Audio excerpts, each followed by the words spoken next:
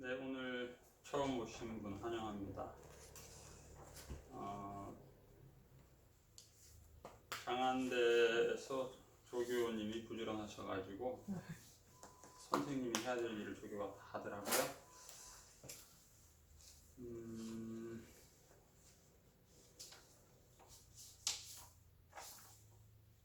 최근에 이제 제가 어제 이틀 동안에 원래는 1박 2일 합숙 교육 예정이었다가 네이버 라이브로 해서 화상 채팅 동영상으로 이렇게 교육을 이틀 동안 받았어요. 오전 10시 반부터 강의는 4시 반에 끝나고 회의가 끝나고 그 다음에 5시까지 강의 내용을 또 피드백하는 것까지 해서 이거 가만히 앉아 있는 것도 힘들고 계속 또 교수님들 방문도 오고 그래서 나름 새로운 신선함도 있었지만 여러분들이 혹시 가능하면 그 라이브 네이버 라이브라든가 구글 라이브라든가 요즘 코로나 때문에 모든 교육이 인터넷으로 진행이 많이 되는데 이번에도 이제 해보니까 하우링도 많이 나고 그런 게 있었는데 어떻게 하면 그 화상 회의를 자연스럽게 할 수 있을 것인가 한번 연습을 하면 좋을 것 같아요. 만약에 이제 여러분들이 여기서 우리 아침에 반장님 주제로 회의를 할 때 매일 아침에 5분 내지 10분씩 회의를 하셔야 되는데 그걸 이제 물론 뭐 할 수 있겠지만 마스크 끼고 할 수 있겠지만 한번 시도를 하면 좋을 것 같아요. 반장님이 하고 끝나겠지만은 부반장님은 그런 것도 힘들어하죠. 안 그래? 국문과를 나오셨다고 해서 그런 걸 힘들어할 필요는 없어요.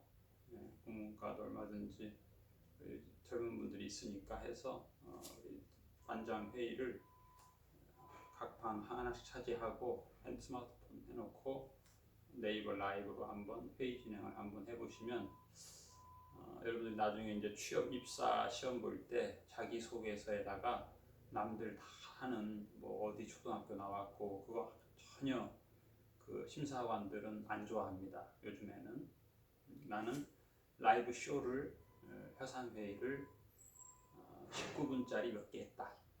그런 거 쓰면 이제 성적이 좀 안 좋아도 합격할 가능성이 높아져요. 왜냐하면 요즘에는 그런 거 홍보 능력이라든가 혹은 나는 유튜버를 몇십 개를 올렸는데 그걸 들은 사람이 몇 명이다 이런 것들이 중요해요. 그래서 최근 4월 1일자로 화성시에 취직한 분이 있어요. 우리 센터 실습 강사로 제가 위촉해가지고 강의를 시켰던 분이에요. 여러 번. 그분이 화성시 3급 행정직 경력직 공채에 합격을 했는데 다른 분들은 계속 1차 시험에서 계속 떨어졌어요. 몇 개월 동안 작년부터 계속 모집을 했는데 안 됐는데 이분이 1차에 턱걸이를 한 거예요. 대기업 입사시험 문제예요. 평균 60점 맞으면 1차 합격이에요. 굉장히 많이 뽑으려고 해요. 근데 다 떨어져요. 못 뽑아요. 평균 60점만 맞으면 돼요. 그 다음에 2차, 3차, 4차 이렇게 시험을 보게 되는데 유효했던 게 뭐냐면 여러분들 어제도 제가 얘기했죠. 지역아동센터 다 나와라. 그 블로거를 그분이 만들었어요. 회원이 몇 명이에요? 6,000명. 6,000명인데 하루 접속자가 대충 한 500명 정도. 작다고 볼 수 있지만 그 사람들이 충성도가 높아요. 그 말은 무슨 얘기냐면 자기가 발견한 새로운 지식을 거기다 올린다는 뜻이에요. 우리가 유튜브 보지만 그냥 보기만 하잖아요. 근데 이 블로그는 6,500명이면 큰 블로그는 아니지만 이 사람들이 자기가 발견한 깨우친 업무를 올린다는 거예요. 제가 어저께 우리 아동센터 연합회 카톡에다 무슨 내용을 올렸냐면 어제 일자로 한국사회복지사 회장이 발표한 칼럼을 올렸어요. 그 내용이 뭐냐면 지금 그 복지사 보수교육 굉장히 중요해요. 여러분들 학교에서도 그거 굉장히 민감해가지고 제가 지난주에 복지사 교육 받은 그 증을 올려드렸는데 그걸 막 학교에서 실습하기 한 달 전에 꼭 보내달라 그래가지고 그런데 이제 요즘 복지사가 굉장히 숫자가 늘어나다 보니까 이 보수교육 1년에 한 번 안 받으면 그 사람은 실습 지도자로서 자격이 박탈당하게 돼 있어요. 그러니까 그거 꼭 받아야 되겠죠. 그런데 그게 너무 밀리는 거예요. 벌써 지난번에도 접속하러 들어갔는데 전국이 다 막혔어요. 딱 두 자리 비었는데 어디냐? 강원도 정선. 그래가지고 그 실습 지도자하고 저하고 같이 정선 가기로 했었어요. 그랬다 포기했죠. 그 실습, 우리 3년에 한 번 받는 복지부 평가 하고 겹칠 우려가 있다. 그래서 포기했는데 굉장히 아우성이 심하죠. 왜냐하면 열었다 하면 바로 그냥 여러분 대학교 뭐 요즘 그 새학기 할 때 몇 분 만에 다 아웃되고 그 다음에 요즘 산림청 휴양림 같은 경우 호텔보다 한 50 반값 정도 하거든요. 제가 지금 다음 주 월요일 날 그거 방 하나 11만 9천 원에 예약했는데 대기자 지금 우리 또 여기 박 선생님이라고 하는 분도 벌써 한 달 전에 전국의 호텔을 물색했는데 이분이 우리한테 예고해서 자기는 8월 3일 하고 11일 이틀 휴가를 쓸 건데 호텔이 되면 쓰고 안 되면 안 쓰겠다. 요즘 이제 좀 규모가 있는 데들은 휴가 계획이 6개월 전에 나옵니다. 6개월 전에 내가 쓰지 않으면 장이 너 며칠 날 가라 이렇게 하게 돼 있어요. 왜냐면 이게 노동법이에요. 휴가를 안 가면 노동법을 어기는 거니까 본인이 6개월 전에 계획을 제출 안 하면 인사과에서 너 휴가일을 내가 정하겠다 이렇게 하거든요. 그런데 요즘 자기 결정 장애가 있어가지고 그걸 못해. 그러면 이제 남이 정해준 휴가를 가게 되는 게 요즘 트렌드입니다. 그래서 그 산림청 휴양림 숙박이 어려울 경우에는 그냥 데크만 이용할 수도 있고 제 친구들 중에 이제 의사들 보니까 주로 7월 10일 경에 여름 휴가를 가더라고요. 그래서 좀 의외잖아요. 보통 8월 1일에서 3일 많이 가는데 왜 그럴까 생각해봤는데 제 나름대로는 그 사람들이 나름 지혜롭다. 7월 10일 날 가게 되면 산림청 휴양림은 50% 할인돼요. 7월 14일 이전에 가면 50% 할인되고 굉장히 맑은 휴양지를 만끽할 수 있어요. 한번 여러분 나중에 휴가 계획되면 그렇게 한번 짜보세요. 전국에 좋은 데가 많습니다.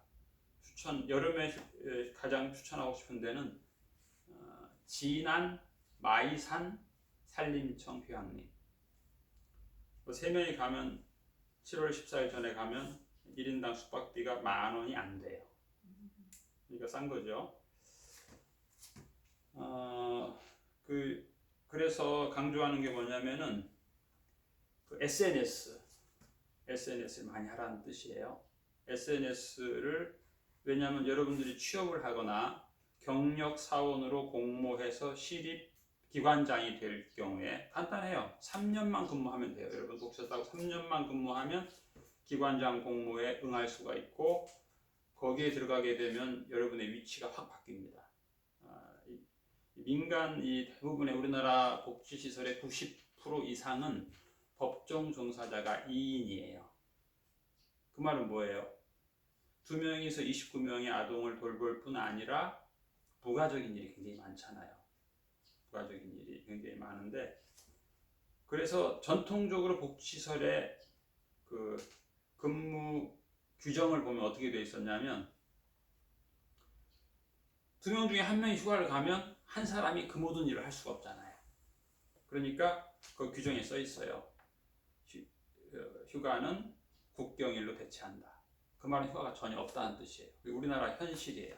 60년 복지 역사에 그게 규정으로 돼 있어요. 그래서 제가 작년에 어떤 큰 복지재단의 감사를 맡아가지고 해보니까 제가 그걸 아는 거예요. 처음 알았어요. 우리는 어떻게 돼 있냐? 공무원 수준의 휴가를 가게 돼 있어요. 우리는 규정을 제가 그렇게 만들었죠. 규정을.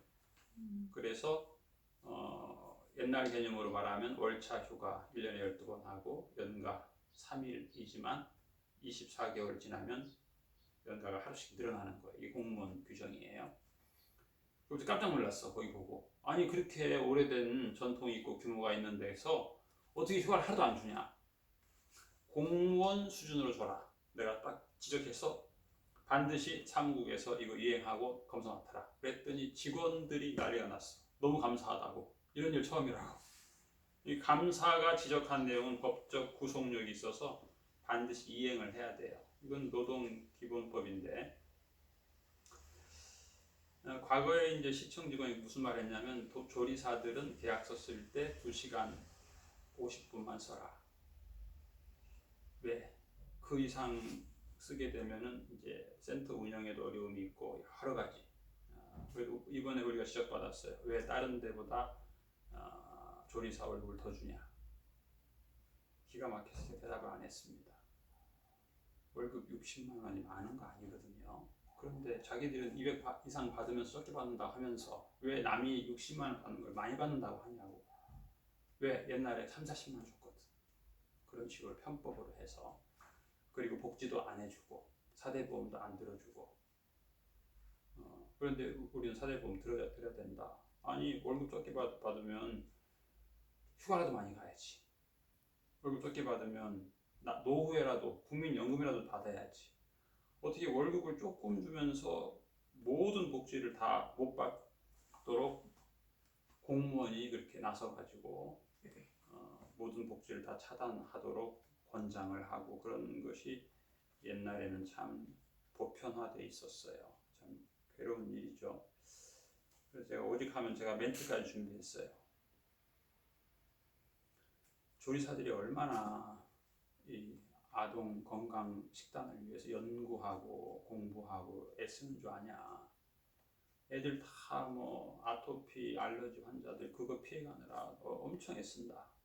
여러분도 해보시면 알아요. 이제 이 식단을 아이들이 우리 애들은 뭐 발바닥에서 진물이 흘러가지고 붕대를 메고 다니는 애들이 몇 명 있어요. 밤마다 긋고 학교에서 파는 불량식품 그 사탕 같은 거 안 먹어야 되는데 그걸 날마다 사 먹으니까 막 다 긁고. 그래서 여러분들이 저는 여러분한테 그런 가르침을 누가 주질 잘 않았는데 제가 연구해 보니까 의학 박사가 그래요. 아이스크림 굉장히 나쁜 음식이다. 제조 과정에서 엄청나게 첨가제가 60가지 이상 들어가고 사탕. 물론 이제 그런 사람이 있어. 아주 태어날 때 DNA 효소가 좋아가지고 고기를 하루에 뭐 몇 킬로씩 먹어도 그걸 다 배출하고 소화하고 빵을 몇 개를 먹어도 괜찮고 사탕을 몇십 개를 먹어도 괜찮은 사람이 간혹 있는데 대부분은 그렇지 못해요. 그게 다 누적이 돼가지고 5, 60대가 되면 다 암으로 나타나요. 그러니까 여러분들 제 얘기가 뭐 근거 없는 것처럼 들릴 것 같은데 현실이에요. 현실이니까 우리 여러분 식단에 나오죠. 중앙지원단 식단 딱 보면은 오늘 한 끼 식단에 알러지 유발 식품이 10개 정도 있습니다. 평균 10개. 잘 보세요. 그걸 피해가야 돼요. 그거 안 피해가면 우리 애들이 다 나중에 50대 때 다 암 걸려요. 반드시 피해가야 됩니다. 그래서 이 식단 중앙지원단에서 오늘 오신 분도 다운받아가지고 본인이 연구해야 됩니다. 그래서 앞으로의 노인 복지는 노인 복지가 주가 되고 이제 주로 이제 그걸 우리나라 법에서는 노인 복지 사업이라고 합니다. 사업이에요. 사업 마인드가 없으면 다 문 닫아요. 복지 마인드 가지고 안 돼요. 사업 마인드 있어야 되고 사업 마인드를 살리되 사람들이 좋아해야 돼. 여기 식단 좋다. 그래서 거기는 막 대기자가 막 밀리는 거예요. 근데 여기는 오너가 식단 레시피 짜는 능력이 떨어진다. 직원도 떨어진다. 거기는 텅텅 비어요. 평균 월세가 550 나가는데 텅텅 비면 남편이 40년 동안 모아놓은 노후 자금을 몇 년 안에 싹 날립니다. 왜? 자기 친구가 떼돈 번다는 거예요. 자기 친구는 이 음식에 굉장한 정성을 기울이고 능력이 있는 거예요. 그 팀들이. 근데 자기는 그거 보고 아 제가 떼돈 버네? 나도 몇십억 투자해가지고 하는 거예요. 그래가지고 완전히 망하고 막. 금년 우리 오늘 아침 뉴스에 보니까 지난 분기에 폐업한 개가 14만 개라고 통계로 나옵니다.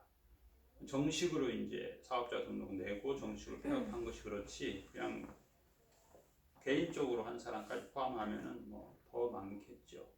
말이 뭐 15만 개지 직원 어쨌든 요즘에 뭐 김밥집 하나만 해도 10명 직원을 굴려요. 5평짜리 김밥집에서 24시간 굴리니까 곱하기 10을 하면 어떻게 돼요?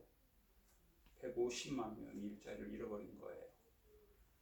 제가 어제 또 우리 공사하신 분 얘기 들어보니까 또 사람들이 투자를 굉장히 많이 하고 투자를 많이 하는데 또 세금도 피하려고 계약서도 안 쓰고 그냥 현금 주고받고 그런 사람도 굉장히 많더라고요. 그래서 그런 거 생각하면 지금 뭐 이 실업자 규모가 지하까지 포함하면 300만까지도 볼 수 있는 거예요. 심각합니다.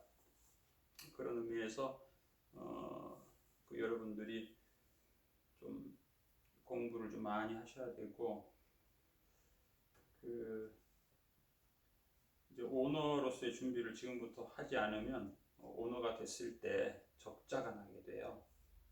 그러니까 오너 준비하셔야 되고 이제 복지 사업은 당연히 하죠. 교과서에 따라서 최대한 셀프 스터디 하시는 거예요. 예를 들면 사회복지 정보 시스템이다. 그러면 유튜브에 검색하시면 거기에 대한 인터넷 강의가 나와요. 그걸 들으셔야 돼요. 그런데 그거 그렇게 주제별로 매일 그렇게 들으셔야 되고 그 다음에 또 여러분들 또 최종 성적표라고 하는 게 있어요. 최종 성적표. 그 성적표도 마찬가지예요. 그 중에는 학교에서 안 배운 거 심지어 우리 교과서에도 없는 게 있어요. 그런 것들을 다 인터넷 검색해야 돼요. 그래서 어떤 사람은 뭐 실습 뭐 15일 한다고 하는 사람은 그렇지 않아요. 2달, 3달 걸립니다. 지난번에 어떤 교수님이 오셨는데 이 교수님이 유형이 여러 가지예요. 어떤 분은 어제 같은 경우도 우리 반장 남자 반장님 교수님이 오셨죠. 마지막 날 그런 유형이 있고 또 어떤 경우는 실습 일주일 하면 그때 오는 분이 있고 어떤 분은 중간에 오는 분이 있어요. 통계적으로는 70%가 끝날 때 와요. 교수가. 그래가지고 와서 지적을 하는 거예요. 교수님이 아주 훌륭한 분인데 바쁘니까 마지막 전날 오셔가지고 지적을 했어요. 그 내용이 이런 것들이에요. 예를 들면 여러분들 쓰죠. 첫 번째 1. 슈퍼바이저 가로 열고 센터장 교육 제목, 내용 그리고 강의를 진행한 사람에 대해 상세히 기재하고 어떤 내용이 유익했는지 실습 중 어떻게 적용하고 있는지 자세히 작성할 것 그렇게 얘기했어요. 교수가.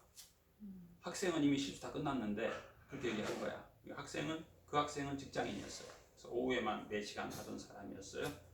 그래가지고 교수가 지적했는데 학생이 저한테 그러더라고요. 자기는 너무 바빠가지고 그동안 한 달 동안 쓴 일지를 바꿀 수가 없다. 교수는 바꾸라고 했지만 자기는 오늘부터 바꾸겠다. 그래서 마음대로 하라고 제가 그 교수가 이제 기분 나빠서 점수 안 주는 거 어쩔 수 없는 거죠. 그런 의미에서 교수가 학생이 실습하면 일주일 이내에 와서 지도하는 게 좋아요. 그래 학생이 일주일 그 보시죠. 한 달 내내 쓴 걸 마지막 날 또 그 교수가 뭐라 그랬냐면 사회보장 서비스 전산 행정 업무 지원으로 프로그램을 직접 입력하는 업무를 진행하였다.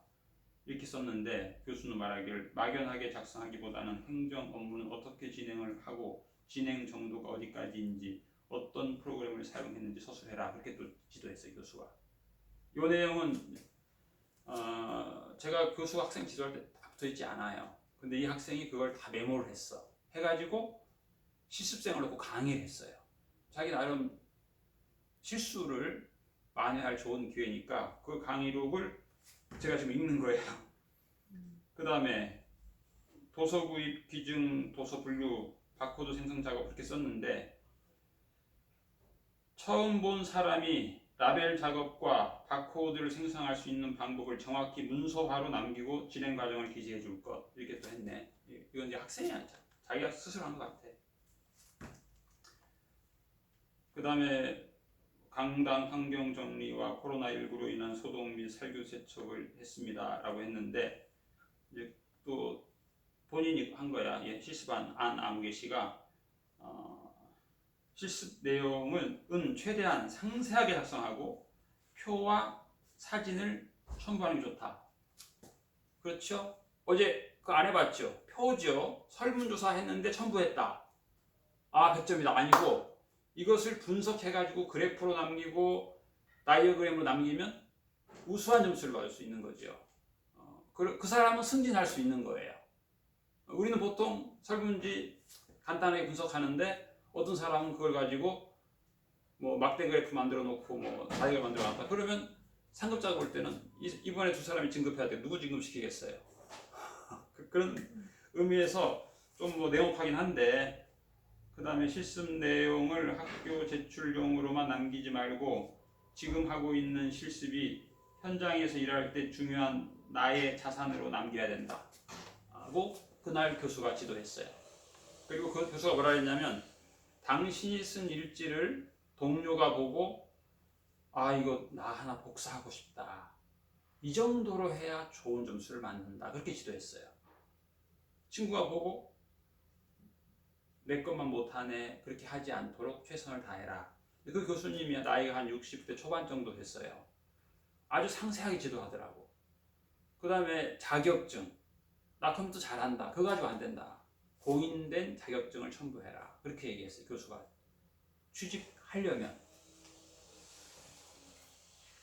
그런 얘기도 하고 그랬어요. 선임 실습생의 일지를 참고하여 작성하되 내가 할 수 있는 역량을 최대한 발휘할 수 있도록 노력해야 한다. 뭐 이런, 이게 이제 그 실습생이 이제 그 우리 지난번에 반장들은 자기가 이제 하는 내용을 여러분한테 전수 강의를 할 때 그 동영상 찍어가지고 다 그렇게 했어요. 여러분들도 그렇게 준비를 하셔야 돼요. 그 다음에 이제 이게 이제 실습 계획서인데, 편의상 제가 이렇게 해놨는데 절대로 이렇게 하면 안 되시고 이걸 깔라야 돼요. 얘는 따로, 얘 따로 해야 돼요. 왜냐하면 얘도 뭐 편의상 개수로 했는데 어떤 거는 여기도 나오는 10번 같은 경우는 한 줄이잖아요. 그렇죠? 왜? 분량이 많으니까. 이 서류가 한 250개 정도 됩니다. 그래서 이게 뭐 말이 그렇지 이거 불가능한 일이에요. 그렇죠? 아동 한 명에 대한 서류가 한 100장 정도 돼요. 한 명에 대한 서류가. 그러니까 그거 뭐 어렵죠. 29명 것을 다 본다는 게 쉽지 않죠. 학교에서 성적, 이게 최종 성적표에 근거한 건데 어떤 분들은 이 계획표 짜라고 하니까 뭐 여기다가 4개, 여기 4개, 4개 이렇게 하는 사람이 있는데, 그건 이제 이 일의 시작도 모르고 중간도 모르고 끝도 모르면 그렇게 해요. 설계도라고 하는 것은, 집을 짓는 설계도라고 하는 것은 결말을 다 예측하는 거예요. 이거 집을 짓는데 약 450일이 걸리고 첫날은 뭘 하고 이게 단계가 돼야 마지막 날 뭘 할 수 있는 건데, 그걸 모르게 되면 이거 설계 작성이 어렵게 돼요. 그래서 여러분들이 첫날에는 교과서도 거기 다 읽어보고 나오라고 했는데, 예를 들면 여러분들 거기 계약서 쓸 때 이 내용을 10번 이상 읽으세요 했는데 그걸 안 읽은 사람들이 굉장히 많아요. 왜냐? 거기에 모든 정보가 다 나와 있어요. 학교에서 요구하는 모든 정보, 학교에다가 제출해야 되는 모든 수의 정보 다 있는데 그걸 안 읽고 전화로 물어봐요. 뭐가 뭐예요? 뭐가 뭐예요? 뭐 거기 다 있는데. 심지어 여기 와서 또 이렇게 또 쓰기도 하고 그러는데, 그래서 그걸 반드시 읽어야 여러분들이 학교하고 이게 잘 될 수 있어요. 학교에서 요구하는 정보, 센터장에 대한 정보, 센터에 대한 정보, 그 모든 정보가 거기 다 있어요. 그러니 그걸 꼭 읽으셔야 되는데 안 읽으면 여러분들이 고생하게 돼요. 중간에 여기 오게 되고 와서 구두로 질문하게 되고 구두로 또 이런 서류를 작성도 해야 되고, 그러니까 아주 어려우니까 그 나눠드린 내용 꼭 읽으셔야 돼요. 거기에 보면은 교과서도 미리 다 읽어가지고 오게 돼 있고, 그래서 여러분들이 그러지 못하신 거 꼭 하셔야 되고, 그 다음에 이제 첫날 오게 되면 뭘 하냐면 첫 번째 하는 게 센터 환경 개선 목록 7개를 쓰게 돼 있어요. 그거 쓰는 거예요. 아, 마당이 너무 더럽다. 1. 2. 현관이 너무 더럽다. 3. 냉장고 문자가 너무 더럽다. 창 틀이 너무 더럽다. 이렇게 쓰는 거예요. 여러분들이 쓰고 해결하는 거예요. 마당 쓸고 현관 닦고 창틀 닦고 이렇게 하는 거예요. 근데 이제 7개를 다 그렇게 하냐 그러진 않고 그 정도 했으면 이제는 내 힘으로 안 되는 거. 야, 여기 보니까 창문 개수가 너무 적다. 창문 하나 더 만들어야 된다. 쓰는 거예요. 그리고는 프로포즈 하는 거죠. 이건 돈이 많이 드니까 프로포즈를 해서 하기도 하고. 혹은 뭐 여기 보니까 컴퓨터가 너무 낡았다. 우리 컴퓨터 평균 나이가 10살. 매일 고장나. 오늘 그분 안 와요? 목요일인데? 그 11시에 오신다고. 예. 그래요. 그 다음에 그래서 이제 나온 게 두 번이에요. 프로포절이에요. 프로포절. 여러분들이 취직을 하게 되면 프로포절 경력이 얼마나 많느냐를 보게 되거든요. 그래서 이 경력이 있어야 취직이 됩니다. 그 다음에 이제 실습 원력 작성이라는 게 있죠. 나는 몇 월 며칠 날 몇 시에서 몇 시까지 무엇을 하겠다. 몇 월 며칠 몇 시까지 뭐 하겠다. 마지막 날은 몇 시에서 몇 시까지 뭘 하겠다. 그리고 나는 실습이 끝나면 일주일 후에 떡제본 일지를 제출하겠다. 또 일주일 후에는 성적표를 수령하러 오겠다. 그 날짜를 다 잡는 거예요. 정확하게. 계획서 작성 방금 얘기했죠. 요거. 그 다음에 제철 식자재 분류, 식자재 및 과일 적정 보관 온도표. 그 다음에 기존의 과거 프로포절 비평 수정. 마지막 센터 보건복지부 운영 매뉴얼 책 읽기. 식단 작성하기. 식단 작성하면서 중앙지원단에서 내려주는 것들이 물론 나름 단백질, 미네랄 해서 잘 오긴 왔는데 식단 읽어보니까 두부조림, 도토리묵, 야채 무침. 이건 노인들의 건강에는 좋은 건데 애들이 볼 때는 기분 나쁜 거야. 애들이 볼 때는 두부나 도토리묵이야 다 그거야. 야채. 그것도 그렇고 반드시 고기가 들어가야 돼. 애들은 반드시 고기가 들어가요. 그 다음에 이 코로나 상황에서는 지금 절반이 배달이에요. 근데 또 그러면 괜찮은데 형제가 둘이 와서 하나는 밥을 먹고 가, 하나는 안 먹고 가. 그럼 어떻게 돼? 우리는 딱 10집 걸 준비했거든. 그런데 하나는 먹고 하나 안 먹고 가. 그럼 어떻게 돼? 이걸 반을 잘라줄 수도 없잖아. 그냥 줘야 돼. 이렇게 되면 어떤 여기서 밥 먹는 애가 10여 명이 있단 말이죠. 그러면 이 사람들은 10분을 가지고 먹어야 돼. 그 공급을 위한다면. 이게 아주 딜레마가 한두 개가 아니에요. 장 볼 때 아주 염두에 둬야 될 게 한두 개가 아니에요. 그 다음에 예를 들어서 갈치조림이다. 사러 갈치 한 마리에 2만 원이야. 그러면 어떻게 돼? 그걸 10등분 해야 돼. 왜? 식자재가 7가지야. 그 집에 오늘 공급해야 될 것은 한 명은 먹고 한 명 안 먹었으니까 1인당 4,500원이야. 근데 8가지야. 그럼 어떻게 돼? 1인당 600원씩. 갈치 600원까지 자르려고 하면 20분에 잘라야 돼. 그걸 주면 부모가 기분이 얼마나 나쁘겠어. 그 다음에 소고기 마찬가지. 얼마? 400원까지 자르면 어떻게 되겠어? 말이 안 된단 말이야. 그럼 어떻게 맞춰야 돼. 그나마 뭐 참치캔이나 뭐 햄도 자세히 봐요. 햄도 성분에 그래도 닭고기 비율이 제일 높은 게 한성햄이에요. 네? 닭고기 비율이 30% 넘는 거. 다른 것들은 다 돼지고기에 너무 많이 들어가고 요즘 돼지고기는 역사상 가장 질이 안 좋은 시대예요. 요즘 돼지고기 먹고 탈난 사람이 굉장히 많아요. 탈이 나면 막 15일씩 나는데 옛날에는 돼지고기 많이 먹고 탈 나면 하루는 해결됐는데 요즘은 보름이에요. 장염으로 20대들이 막 입원하고 그래요. 돼지 그 독감 뭐 콜레라 뭐 대단해요. 그러니까 최대한 닭고기 퍼센트가 높은 게 그나마 나아요. 알러지 비율이 낮아요. 닭고기가. 그래서 이제 여러분들이 그 영양이 수준이 되려면 셀프로 연구를 많이 해야 돼요. 뭐 팀이 한다. 너 심지어 여러분들 프로그램 일지 쓰라고 하면 꼭 팀으로 하더라고. 그건 역량을 굉장히 떨어뜨리는 거예요. 독창적으로 독단적으로 프로그램을 기획하고 진행하고 평가할 능력을 갖춰야 되는데 반장님이 하니까 나는 그냥 옆에 사진 하나 찍고 베껴가지고 내고 아주 이건 뭐 빵점이에요. 빵점. 반드시 창의적으로 나의 열정이 있고 나의 경험이 있고 나의 독특한 재능이 있어야 돼요. 여러분 자기소개서 쓸 때 나는 이 회사에 특화된 인생의 경험이 있습니다.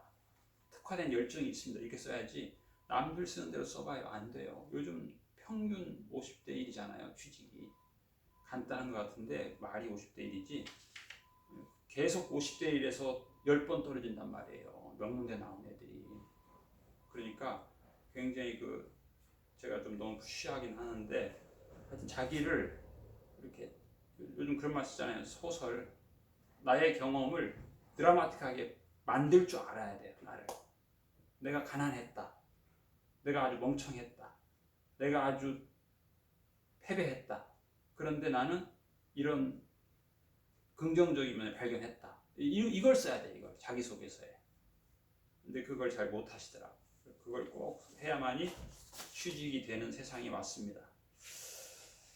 그래서 여러분들 이제 페이퍼를 많이 드릴 테니까 참고하시고 오늘 처음 오신 분, 네, 그래서 첫날은 조금 뭐 힘들긴 하지만 오늘은 제가 너무 좀 부정적이고 극단적인 예를 많이 들었는데 앞으로는 안 그럴게요. 예, 좀 느슨하게 할 것도 많이 있어요. 첫날이니까 좀 그랬고 앞으로는 좀 부드럽게 하겠습니다. 수고하셨습니다.